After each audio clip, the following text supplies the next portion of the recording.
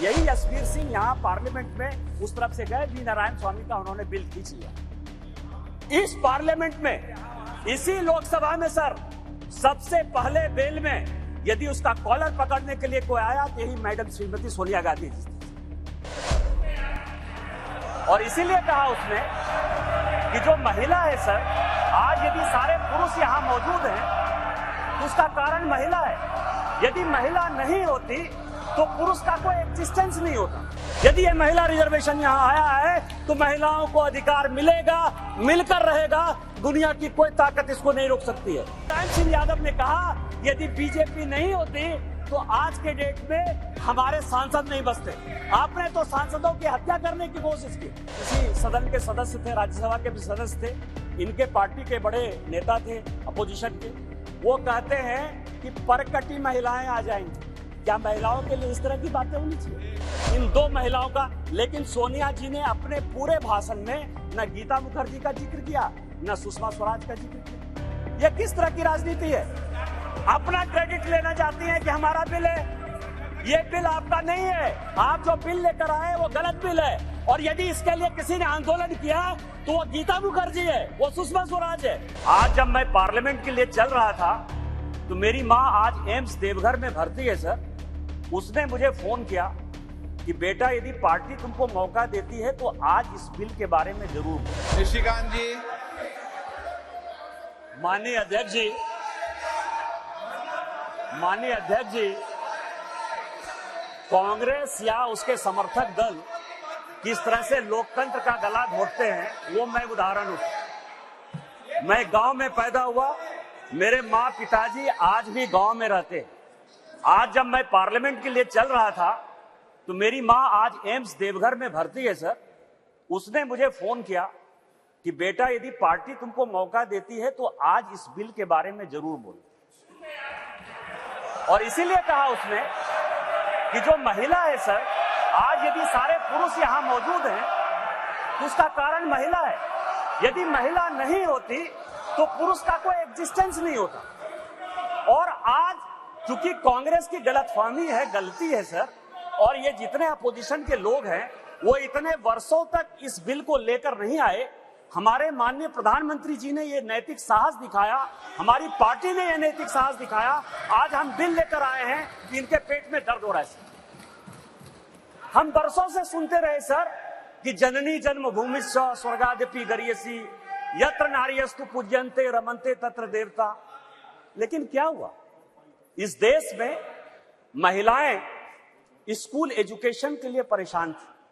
जब तक माननीय अटल बिहारी वाजपेयी जी की सरकार नहीं आई, सर्व शिक्षा अभियान इस देश में नहीं आया, महिलाओं का जो है शिक्षा का लेवल नहीं बढ़ पाया सर।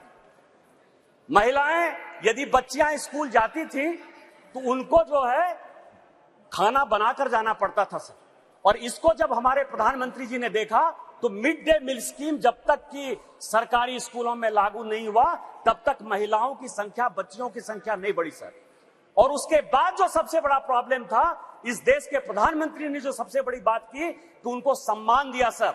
सारे स्कूल में, स्मृति ईरानी जी उस वक्त एचआरडी मिनिस्टर थी, सारे स्कूलों में शौचालय बनाकर महिलाएं कैसे अच्छा से पढ़ेंगी, बच्चियां कैसे आगे बढ़ेंगी, उसी का ये उदाहरण है। और उससे आगे बढ़कर आज जो कल से लेकर परसों से लेकर माननीय प्रधानमंत्री जी लगातार बोल रहे हैं कि सही समय है, यही समय है। और इसी समय पर आज ये ऐतिहासिक सेशन बुलाकर माननीय प्रधानमंत्री जी ने महिलाओं को जो सम्मान देने का काम किया, उसके लिए हम भारतीय जनता पार्टी के कार्यकर्ता गौरवान्वित हैं। और हम उनका जो है आदर और नमन करते हैं कि उन्होंने महिलाओं को आरक्षण देने का फैसला किया। सर मैं पढ़ रहा था, काफी बातें कही, मैं केवल 2-3 चीजें बताना चाहता हूं, फिर अपने विषय पर आऊंगा सर। ये देश इस संविधान से चलता है और इसका आर्टिकल 82, मनीष तिवारी जी यहां बैठे हुए हैं, कल से लगातार वो संविधान संविधान संविधान की बात कर रहे हैं। अभी सोनिया जी ने भी बोलते हुए बातें कही कि अभी क्यों नहीं लागू कर दिया, कब से लागू कर देंगे। यह देश संविधान से चलता है। मैं आर्टिकल 243D और आर्टिकल 243T, जिसके लिए कि उन्होंने बड़ा अपने आप को गौरवान्वित महसूस किया कि हमने पंचायत में जो है महिला रिजर्वेशन लागू किया, बड़ा अच्छा किया। लेकिन ये आर्टिकल में 243 डी और 243 टी हमने तो नहीं दिया। आप दोनों को पढ़ लीजिए, 243 डी और टी क्या पंचायत में किस तरह से रिजर्वेशन होगा और म्युनिसिपल कॉर्पोरेशन में किस तरह से रिजर्वेशन होगा। आपने उसके लिए कभी ओबीसी की बात तो नहीं की। यदि इस आर्टिकल में यदि आपने डाला होता ओबीसी की बात, तो आप जब करिए बहुत अच्छा, इतने वर्षों से आपको नहीं दिखाई दिया। उसी तरह से 1947 से लेकर 49 तक ये पूरा संविधान सभा चलता रहा। परसों से यही भाषण सुन रहे हैं सर। इस कॉन्स्टिट्यूएंट असेंबली से लेकर 1952 से लेकर आज तक चुनाव हुआ, कभी किसी ने राज्यसभा में रिजर्वेशन की बात नहीं की, विधान परिषद में बात नहीं की। आज भी राज्यसभा में शेड्यूल कास्ट और शेड्यूल ट्राइब को रिजर्वेशन नहीं है, विधान परिषद में शेड्यूल कास्ट शेड्यूल ट्राइब को रिजर्वेशन नहीं है। आप कौन सी नई बात केवल पॉलिटिकल एंगल के लिए ले आते हैं? आपने जब नहीं किया, जब तक आज तक जो है भारत के संविधान में यह कहा गया कि राज्यसभा में कोई रिजर्वेशन नहीं होगा, विधान परिषद में कोई रिजर्वेशन नहीं होगा। और जब माननीय प्रधानमंत्री जी और भारतीय जनता पार्टी इस बिल को लाती है तो आप कहते हैं राज्यसभा में रिजर्वेशन नहीं है, विधान परिषद में रिजर्वेशन नहीं है।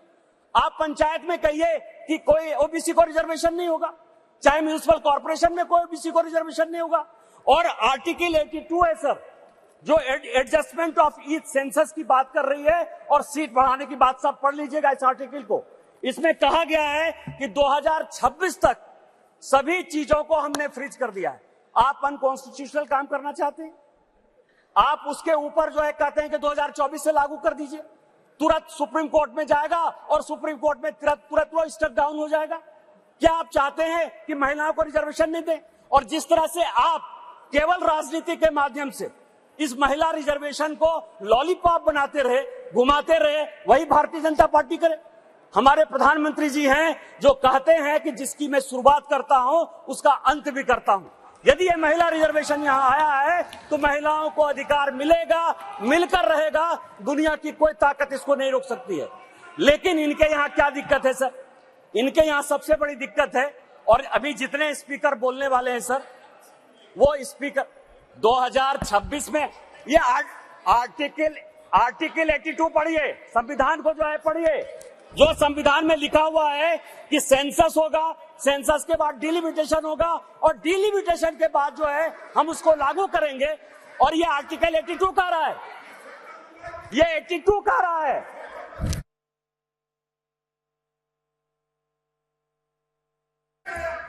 सर पूरे देश दुनिया में कोरोना के कारण लोग मरे, माननीय प्रधानमंत्री जी के कारण आज 140 करोड़ लोग बच गए। इस पार्लियामेंट को चलाने में आप जैसे लोगों को क्या समस्या होगी सर? लोकसभा, राज्यसभा, लॉबी, सभी जगह सांसद बैठकर कानून पास करते रहे। भाई मरता था तो भाई का लाश जलाने के लिए कोई नहीं जाता था, पिता मरते थे तो पिता का लाश जलाने के लिए बेटा नहीं जाता था। उस कोरोना से बचकर हम आए हैं 2 साल के बाद। आप कहते हो आपने क्यों नहीं कराया, आपने क्यों नहीं कराया? कितने लोग थे जो रोड पर घूम रहे थे, कितने लोग थे जो खाना खिला रहे थे, सारे जगह के ट्रेन बंद थे, सारे जगह की सब स्थितियां बंद थी। भागलपुर पूरा जो है भारत जो है किस तरह के विकट परिस्थिति में था सर। माननीय प्रधानमंत्री जी 140 करोड़ लोगों को बचा के लाए हैं। और सेंसस जो संवैधानिक चीज है उसको जब हम लागू करेंगे ये लागू होगा। आज आप कह रहे हो क्यों नहीं लागू किए? देश में फिर से ये गलत तरह का माहौल पैदा करने की कोशिश कर रहे हैं सर। 2020 और 21 के माहौल के बाद, कोरोना के बाद कैसे सेंसस लागू हो सकता था, कैसे सेंसस हो सकता था? और माननीय गृह मंत्री जी बैठे हैं, हमेशा कहते हैं कि मैं कोई गैर संवैधानिक काम नहीं करूंगा, कोई असंवैधानिक काम नहीं करूंगा। यदि सेंसस होना है तो उसका भी डेट घोषित होगा, सेंसस होगा, डिलिमिटेशन होगा और महिलाओं को रिजर्वेशन मिलेगा। यही तो इस बिल में है 334 से, जिसके बारे में कि माननीय कानून मंत्री जी कह रहे थे सर।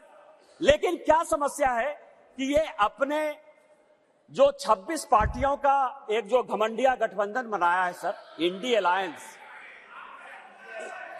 अलायंस, उसके सारे नेताओं का मैं भाषण पढ़ रहा था। आज सोनिया जी जब बोल रही थी तो मुझे लग रहा था कि वो राजनीति से ऊपर उठकर बोलेंगी, क्योंकि वो अपोजिशन की आवाज थी। मैं उनका सम्मान करता हूं सर, इस महिला रिजर्वेशन के लिए जिन महिलाओं ने पार्लियामेंट के अंदर और पार्लियामेंट के बाहर सबसे ज्यादा आवाज उठाई, वो बंगाल की गीता मुखर्जी थी और भारतीय जनता पार्टी की सुषमा स्वराज थी। ये दोनों यदि नहीं रहती तो आज ये दिन भी देखने को नहीं मिलता। 33% यदि रिजर्वेशन लोकसभा और विधानसभा में यदि लागू होने वाला है और माननीय प्रधानमंत्री जी लेकर आए हैं इन दो महिलाओं का, लेकिन सोनिया जी ने अपने पूरे भाषण में न गीता मुखर्जी का जिक्र किया न सुषमा स्वराज का जिक्र किया। यह किस तरह की राजनीति है? अपना क्रेडिट लेना चाहती हैं कि हमारा बिल है। ये बिल आपका नहीं है, आप जो बिल लेकर आए वो गलत बिल है। और यदि इसके लिए किसी ने आंदोलन किया तो वो गीता मुखर्जी है, वो सुषमा स्वराज है। आपने ये नहीं बोलकर इस महिला बिल में भी राजनीति करने की कोशिश की। और आज का पूरा क्रेडिट जो जीता वो सिकंदर, जो गोल मारता है, यहाँ बंगाल के लोग बैठे हुए हैं, जो गोल मारता है उसी के नाम से गोल मारा जाता है। माननीय प्रधानमंत्री जी गोल मारने को तैयार हैं। ये भारतीय जनता पार्टी का बिल है और ये माननीय प्रधानमंत्री जी का बिल है, आपको ये मानना पड़ेगा। दूसरा सवाल है कि इनके जो अपोजिशन के लोग हैं सर, जो 26 पार्टियों का इंडी गठबंधन बना है, इसमें आप समझिए इनकी भावना कैसे है, महिलाओं के बारे में ये कैसा सोचते हैं। ये सोचते हैं, अब नहीं रहे, इसी सदन के सदस्य थे, राज्यसभा के भी सदस्य थे, इनके पार्टी के बड़े नेता थे अपोजिशन के, वो कहते हैं कि परकटी महिलाएं आ जाएंगी। क्या महिलाओं के लिए इस तरह की बातें होनी चाहिए? दूसरी बात जो है, ये दूसरे नेता जो है 2011 में मैं अध्यक्ष जी आपको दो कहानी बताना चाहता हूं और ये वर्षों से मेरे मन में था। इस पार्लियामेंट में 2 बार संजोग से मैं 2009 में सांसद बनकर आया, अनुराग ठाकुर जी से लेकर राजनाथ जी सबों के साथ काम करने का मौका मिला सर। 2011 और 2013 में 2 भयंकर घटना हुई इसी वेल में। 2011 में जब 2010 में यह बिल पास हो गया राज्यसभा में, और जब यहां 2011 में जिसको कि ये लागू नहीं करना चाहते थे बिल लेकर आए, और जब बिल उधर से इंट्रोड्यूस हो रहा था तो इन्हीं के सहयोगी दल के सांसदों को इसी कांग्रेस ने इसी बिल में पीटा सर। 2 बिल था, एक महिला रिजर्वेशन का 2011 में और 2013 में प्रमोशन इन रिजर्वेशन। और प्रमोशन इन रिजर्वेशन में मैं जब बात करूंगा तो ये पूरे के पूरे बेंच खड़े हो जाएंगे सर। यही वी नारायण स्वामी बिल को पेश कर रहे थे, समाजवादी पार्टी के यशवीर सिंह, शेड्यूल कास्ट थे सर, ये कहते अधिकार की बात, शेड्यूल कास्ट शेड्यूल ट्राइब की बात करते हैं सर। यही यशवीर सिंह यहां पार्लियामेंट में उस तरफ से गए, वी नारायण स्वामी का उन्होंने बिल खींच लिया। इस पार्लियामेंट में, इसी लोकसभा में सर, सबसे पहले बिल में यदि उसका कॉलर पकड़ने के लिए कोई आया तो यही मैडम श्रीमती सोनिया गांधी जी थे और नीरज शेखर वहां खड़े थे, मुलायम सिंह यादव बाहर थे, और मैं वहां से कूद कर टेबल पर आया और मैंने कहा कि आप यहां की तानाशाह नहीं है, आप यहां की रानी नहीं है, इस बेल में आप मारपीट नहीं कर सकते हैं। और इनके जो इतने लेफ्टिनेंट थे, बिलास मुतेबार से लेकर सबों ने उनको पीटा। ये दोनों घटनाएं जो है, चाहे महिला रिजर्वेशन का हो, चाहे ये प्रमोशन इन रिजर्वेशन का हो, ये पार्लियामेंट है सर, सबको सत्य बोलना चाहिए। और मुलायम सिंह यादव ने कहा यदि बीजेपी नहीं होती तो आज के डेट में हमारे सांसद नहीं बचते। आपने तो सांसदों की हत्या करने की कोशिश की और उसी दल के साथ, उसी 26 दल के साथ ये आए हैं जिनका की मानसिकता ही नहीं है कि महिला को रिजर्वेशन मिले।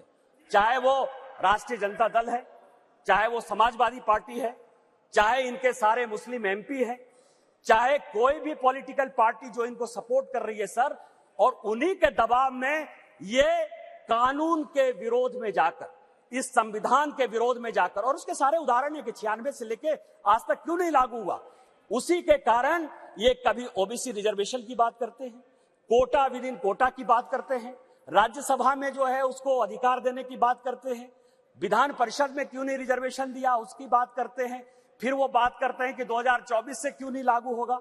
इनको सब कुछ पता है, ये देश संविधान से चलता है। हम एक गरीब परिवार के बेटे होकर इस पार्लियामेंट में आए हैं सर। जैसे मैंने बात कही कि मेरे माँ पिताजी मेरे माँ पिताजी आज भी गांव में रहते हैं। यदि बाबा साहब अंबेडकर का यह संविधान नहीं होता, भारतीय जनता पार्टी नहीं होती, उस दिन भी मैंने कहा कि आपने गांव नहीं देखा है, गरीबी नहीं देखा है, महिलाओं की स्थितियां नहीं देखी। आपने जो जो कानून पास किए वो महिलाओं के खिलाफ है। यदि 498 आपने पास किया जिसका आप क्रेडिट लेना चाहते हैं, तो उसमें से पुरुष से ज्यादा महिलाएं ही जेल में बंद हैं। डॉरी के केस में जिस तरह से आपने बनाया, आज यदि आपने कई एक कानून ऐसे पास किए हैं जिसमें लोग महिलाओं को नौकरी देने के लिए तैयार नहीं होते हैं, आपने महिलाओं को रोकने का प्रयास किया, महिलाओं को बढ़ाने का प्रयास नहीं किया। और हम जो बिल लेकर आए हैं, जो माननीय प्रधानमंत्री जी के नेतृत्व में ये इतिहास रचने जा रहा है, और ये जो ऐतिहासिक पल है, और स्पीकर साहब आपके जीवन का जो ऐतिहासिक पल है कि उस कुर्सी पर आप विराजमान हैं, जिस पल में ये इतिहास बन रहा है वो केवल और केवल माननीय मोदी जी की देन है, भारतीय जनता पार्टी की देन है। हम संविधान सम्मत काम करते हैं और मेरा सबों से आग्रह होगा कि दल पार्टी से ऊपर उठकर जो ये संविधान आर्टिकल 82, 243D और 243T जिन आधार पर यह संविधान चलता है उसके आधार पर